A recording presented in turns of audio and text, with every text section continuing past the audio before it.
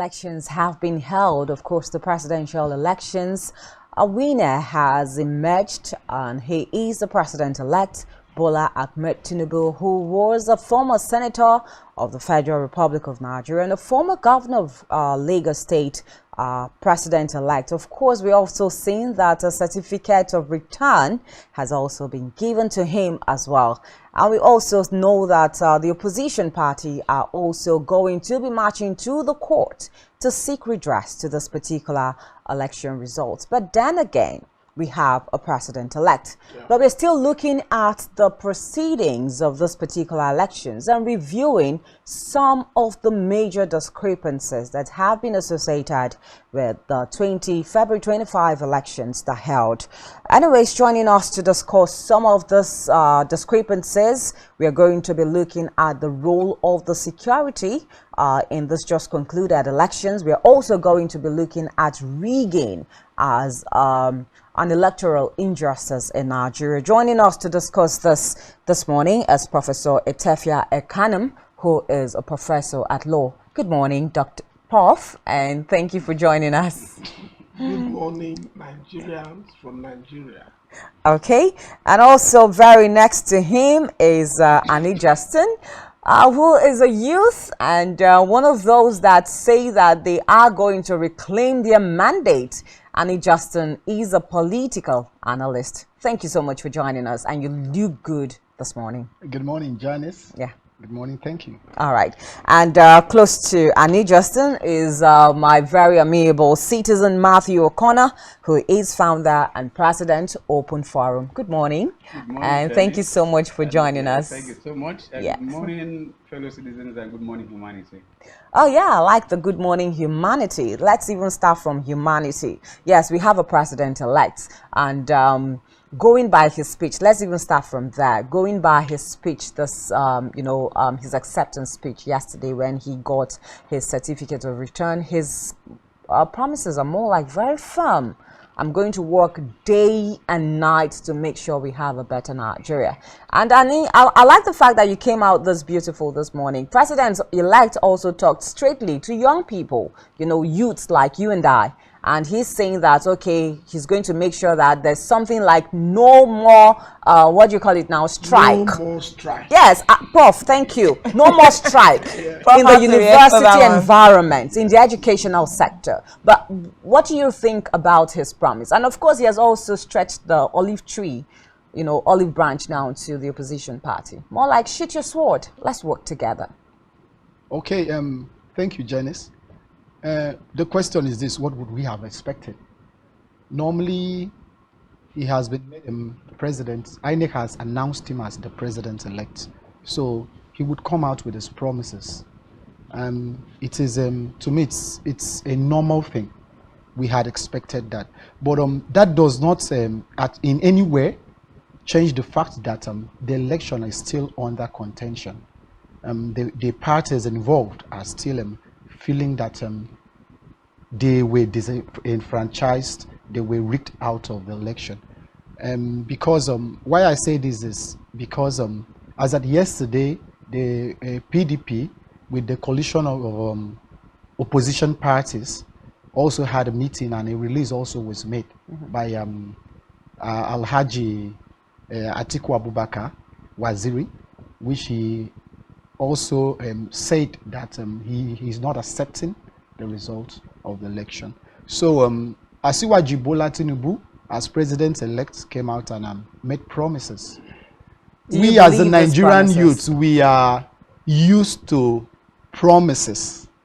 And if at the end of the day, he is the president, and we don't have issues taking him out of that office, because I'm expecting a lot of issues, then we will be able to look at the promises and look at how he's going to live up to the expectations.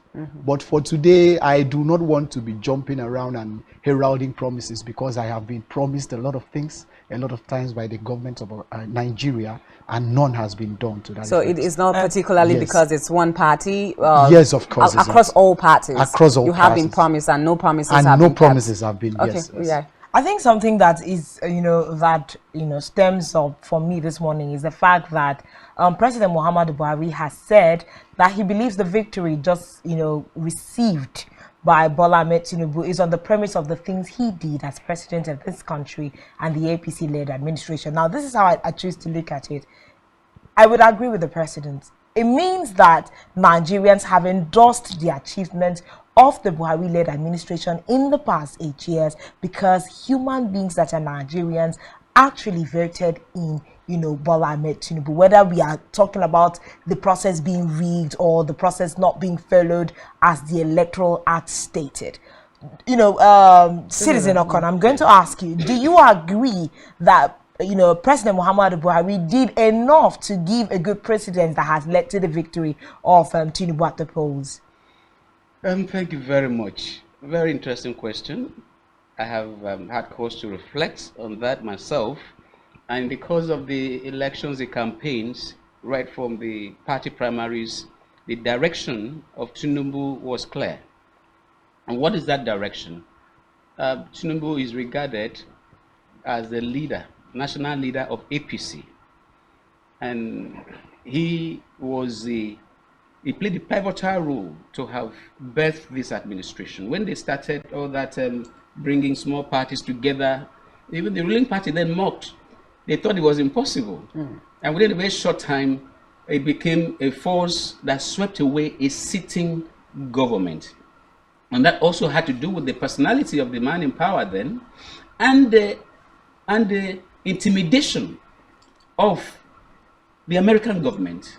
That has been documented.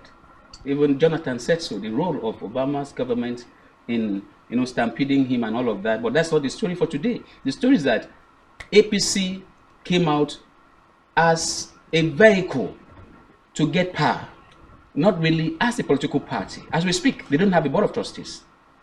They couldn't put themselves together to have a board of trustees. People just bandied names here and there. Tinubu, you are the leader of the party. Meanwhile, he was completely cut off. And that was not obvious to some people who were not interested in looking at details until the primaries came. And Tinubu saw that the same force that kept him away from the government he is seen as a national leader was about to take away his aspiration. And what did he do? He has something going for him in Ogun State. Anytime he goes to Ogun State, he makes statements that people will say, is this true? He said he made Buhari president. The man tried the first time, Olule, Oshekeji, Olule, Osheketa, Olule, Ole Sukulori television. What's that? Okay. It means that he tried the first time, he fell. Second time, he fell. Third time, he fell, and he cried on live telly.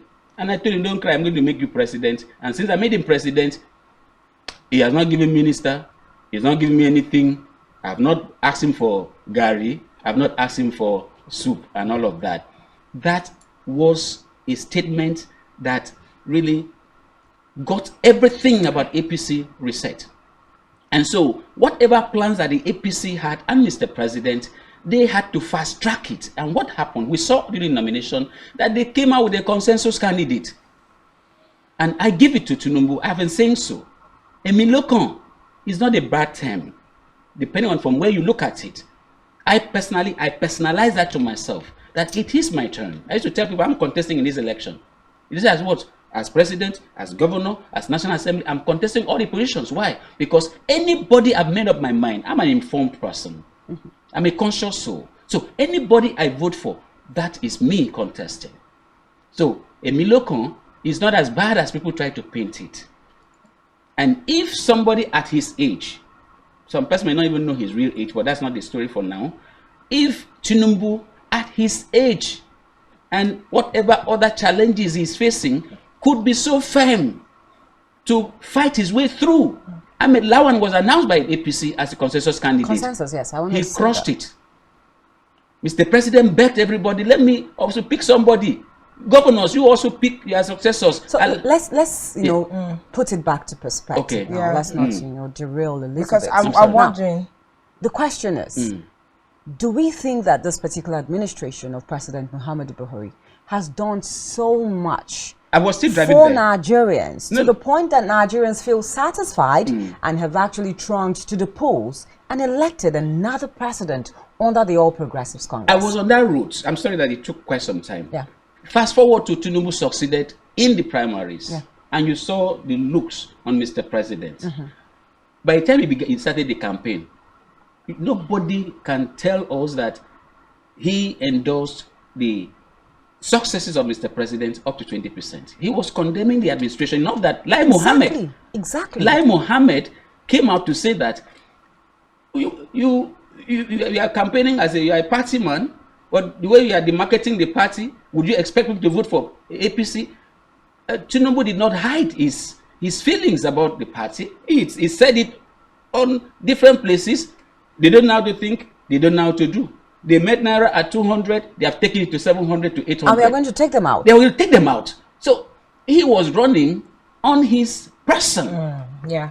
So it's not about the achievements of no, the it is not about why. Like Annie has said, anybody that wants to rely on promises of a party or an individual is not conscious of the Nigerian factor. But later on, we later saw Tinubu begin to say, okay, we are here to build on the precedence of Buhari. He continued to say that in the later phase of this campaign, probably after Lai Mohammed cried out. Yeah, something when you it was even before. It was even before. No, when you follow details, you see when the pressure became much and the progressive governors. Remember throughout this period, the fuel crisis, the APC progressive governors said that this fuel crisis and the Naira crisis are deliberate because the president and the Emefiele do not want Tinubu to win. They want to demarcate the party. They said so openly.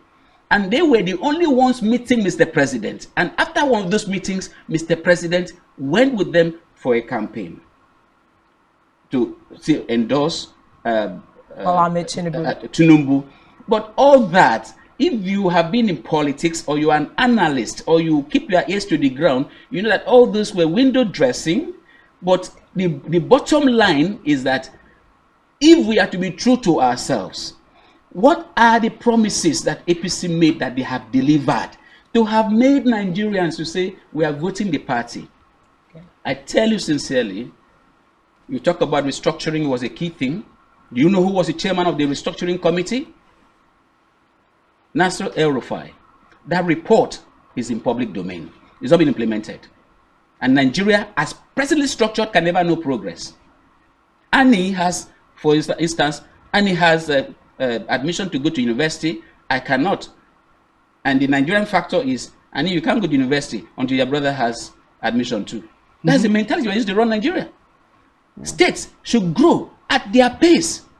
There's no state that cannot stand alone to fend for itself if you are practicing federalism. Okay. So you are not practicing federalism. You promise you will not deliver. So, you promise to build. From where it stands, it means that you do not quite agree that President Muhammadu Buhari did things enough to have nothing close to it. So it's more like Tinubu won on an individual base, more like how he sold himself is why. Yeah, when you say winning, we win elections at different levels.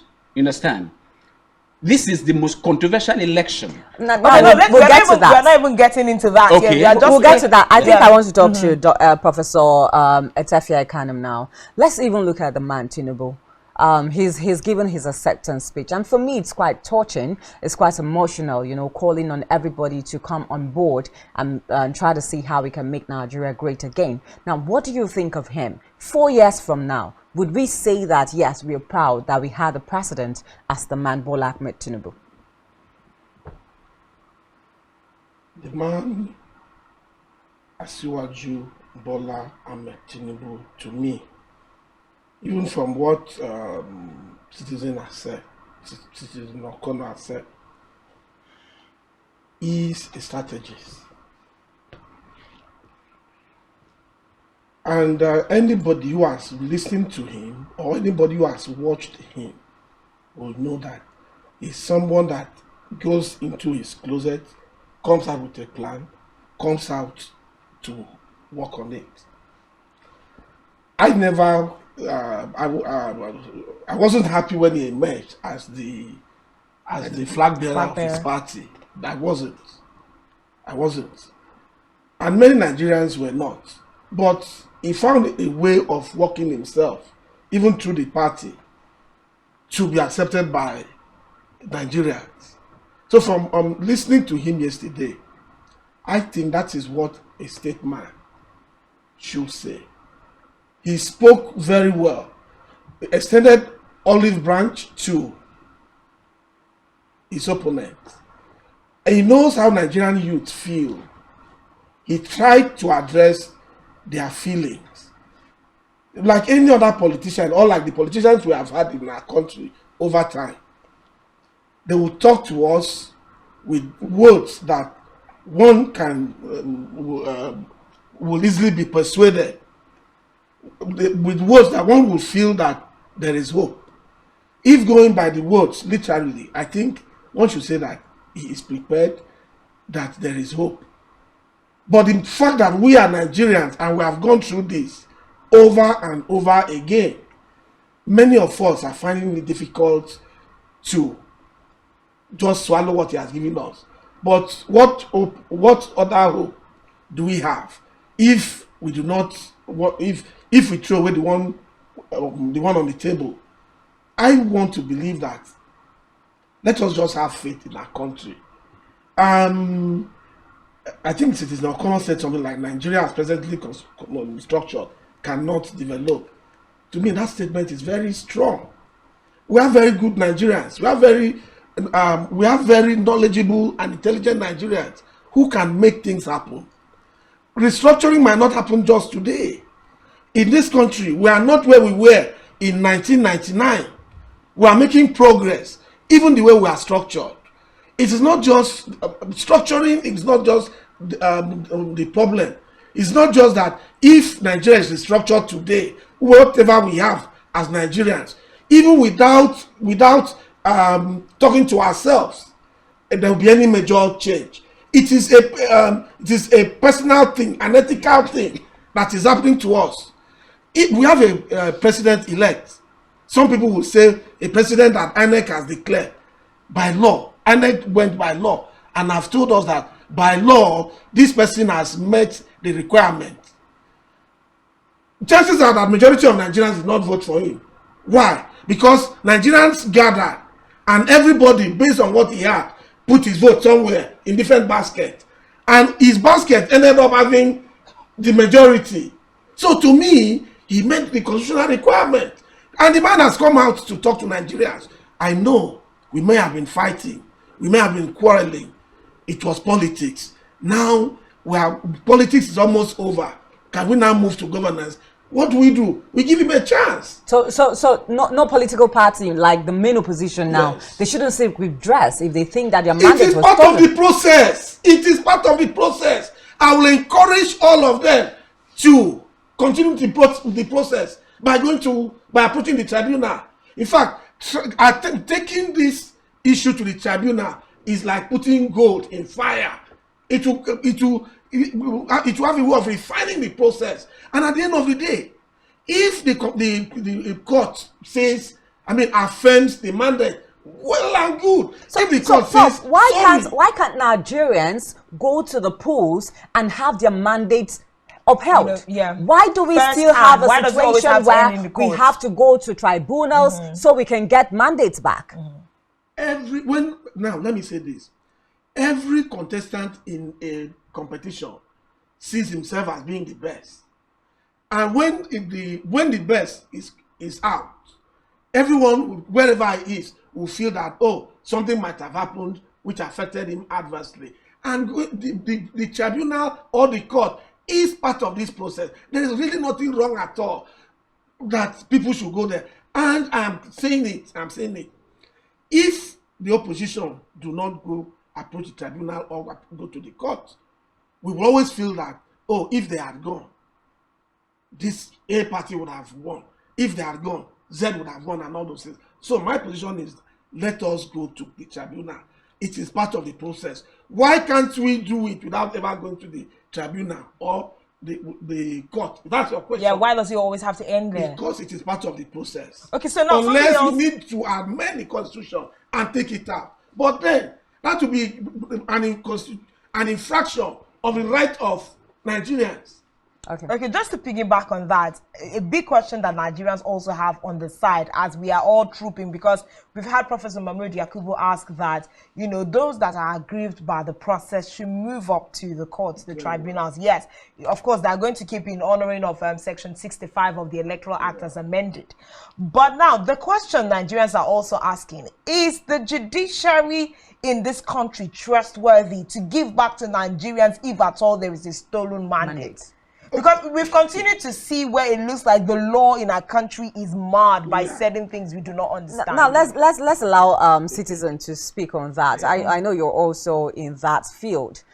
Do we have a trustworthy judiciary? A judiciary that we can entrust with all of this? That is anonymous, you know, to interferences. Independence to interferences. Yeah. I'm not in that field, so that the learners. No, I think I will not from the angle of the citizens. Analyst. Yes, professor is a professor at law. He's going to defend they are the only learned people. Yeah, we speak as ordinary citizens. Yes, we all went to school. Exactly. It's on a lighter note. Yeah. You see, when we talk about the Nigerian factor, it has become entrenched. It is like cancer that's been allowed to spread. There is no sector, traditional, religious. The politicians are the custodian of this challenge. And then the judiciary.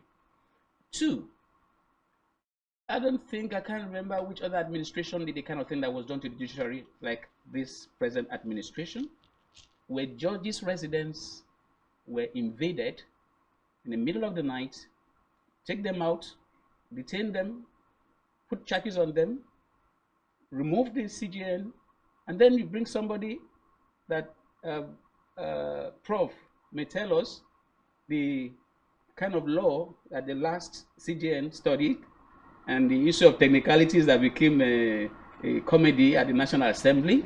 And one thing led to another. Those charges were dropped. Some of them were returned. So, like Odili, was it the Mayor Odili? Yes. Our house was invaded. Yes. And by the time they could not succeed, they say it was a wrong address somebody went to and all of that. Judges are humans. And then there's that fear, like I said the other day, there's a fear. A typical Nigerian has a fear, the fear of poverty. So anybody that has access to free money or opportunity to make it, they do it, and you cannot say that Nigerians don't have aspiration. They do have aspiration. A number of aspirations is, oh, I want my turn. That's where the my turn now comes in. Any office, Emilokon. Yeah. In the negative Emilokon, I'm not against Tinubu's Emilokon because he has given the youth something to think about. If you cannot think for yourself and fight for yourself, that's your business. So the judges were so intimidated. A number of them had to compromise. We've seen some judgments, which even a layman, my father was a community leader, and they sit over cases, and as children, we'll just go and find one corner and either stand or play there, or if drop to listen to how things are said. Very complicated cases. They will resolve in the community. After that, they will harmonize things, and then they'll fix the next date for when the city, the village roads are to be cleared, which one is to be this, women will do this and that, and you find the community was like a family. So the judges who are supposed to be so independent, these people don't mingle with ordinary citizens. You don't find them at supermarkets. You don't go to drinking spots. They don't go on vacation where you go to. But because of the Nigerian factor that has crept in, we've seen judgments that even a primary school child, if you put that in an exams and he writes the same thing we've seen come out from some of the court, you will give that person wrong.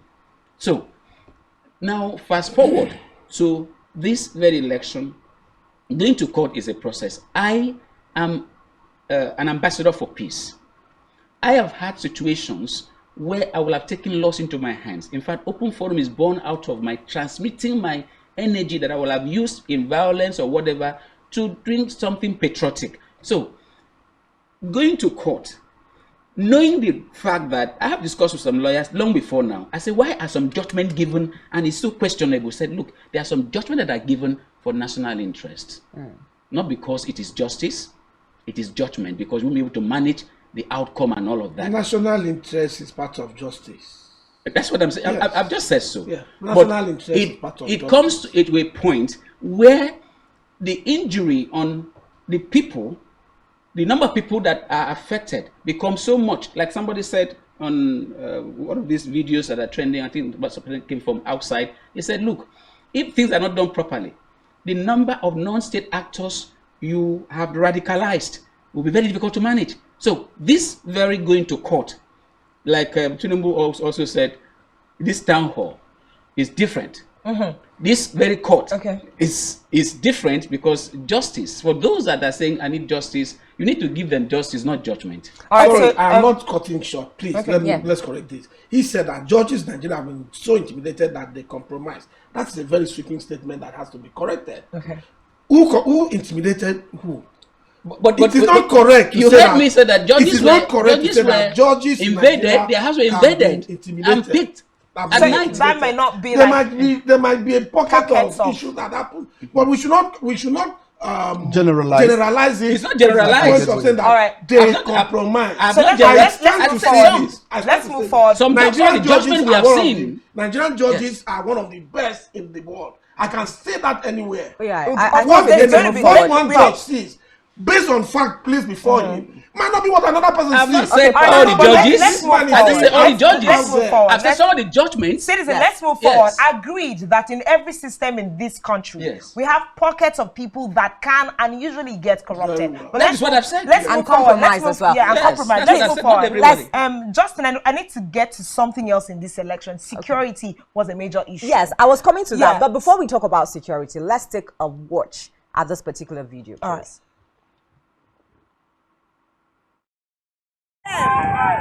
Hey, sit there. They are going with our votes. They are going with our votes. They have changed the votes. They are going with the votes. They should go. They are going with our votes. They are going with our results. They are going with our results. They are going with our results. They are going with our results. Look at them. Police are. They are going with our results. They are going with our results. See them. Hey, sit there.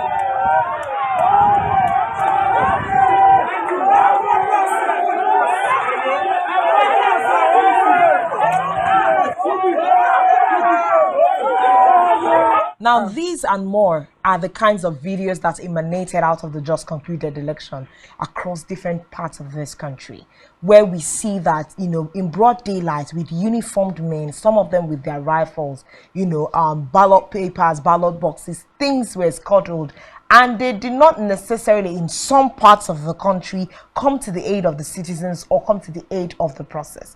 Annie Justin, let's talk security in the just concluded election and the part that we see that the security forces, necessarily played or did not play in these elections.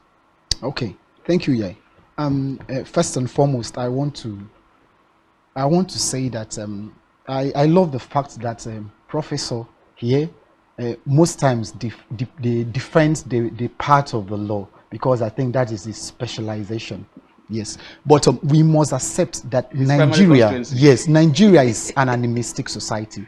The same thing we see in the legal sector is the same thing we see in the security sector, is the same thing we see in education, is the same corruption we have in the health sector. So one way or the other, we must always accept the fact that Nigeria is an animistic society. Nigeria is a society that is not growing the way we would have wanted it to grow. So in every institution in Nigeria, we have this corruption creeping in, seeping into the fabrics of such institution and totally rendering it an eyesore to the global community. So when we talk security in the just past election, the last election, there is no way we are going to paint it to look as if security was all right when it wasn't. In many cases, apart from the videos we are seeing, even in our wards and units, we saw the complicity of security as a state vehicle. Now, when we look at security in an election, in a society like Nigeria, it is always a vehicle used by the state.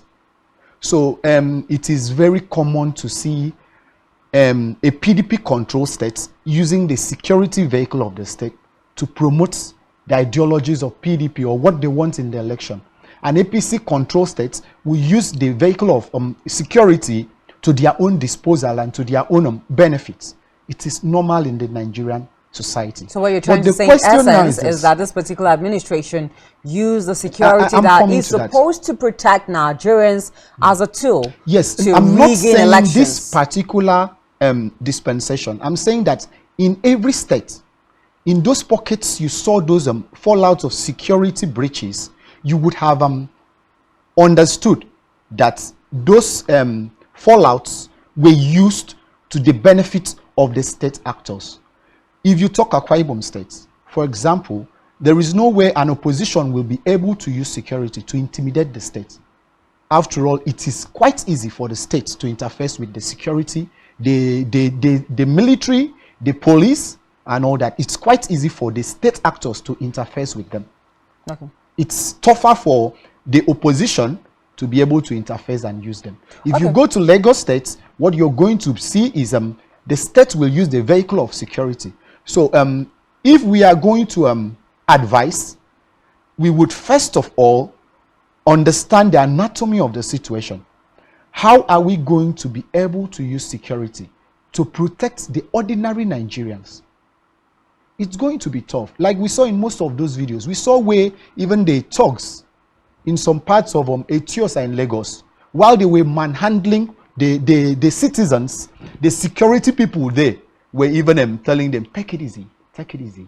Now the question, let me ask citizen, because we are far gone in time. 404,106 personnel, security personnel, is what IGP Alkali Baba said were deployed across the nation as to the presidential elections. Now, a lot of Nigerians have said that maybe that was just a smaller number of security personnel, because we've had situations where even in some polling units, there was the total absence of security personnel. Absolutely. Yeah, when we hear that such a figure, if we don't have the breakdown, we may not be able to know. Because in the first place, without security, you should not think of election. Even political parties take security as number one. What they call security will be their thugs, and then the fake soldiers, the fake police. Of which we had that on the rise in this just concluded election. Yes, in Akwa Ibom State.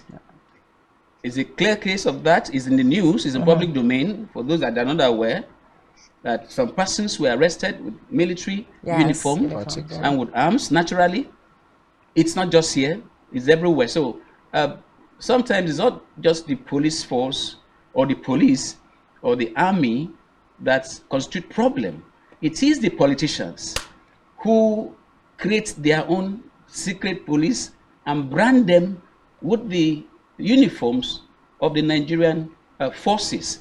It's a very serious problem, and that is because the mentality, the mindset, until we punish crime, until we learn to say no to cutting corners, it will only grow worse. So the issue of security, I won't blame the IGP, I won't, but what we have seen, every police van that passed there, they have coats.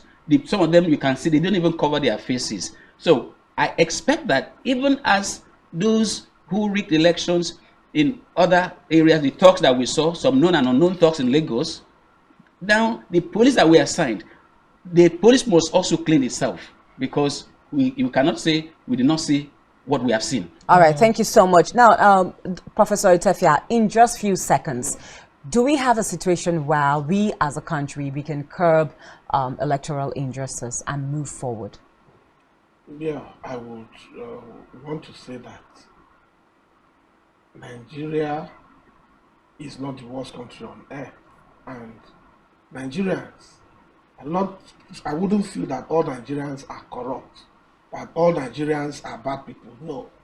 It is possible for us to have an electoral system where the votes of the citizens will count. Okay, thank you very much. Possible. Thank you so much, gentlemen. It's been a very, very wonderful conversation here this morning. Of course, Professor Tefia Ekanem, Professor at Law, thank you so much for your time. Annie Justin, our political analyst, thank you so much. Looking very beautiful this morning. And of course, citizen Matthew O'Connor. Oh, you're batified. You don't have the insignia on your cap, My president.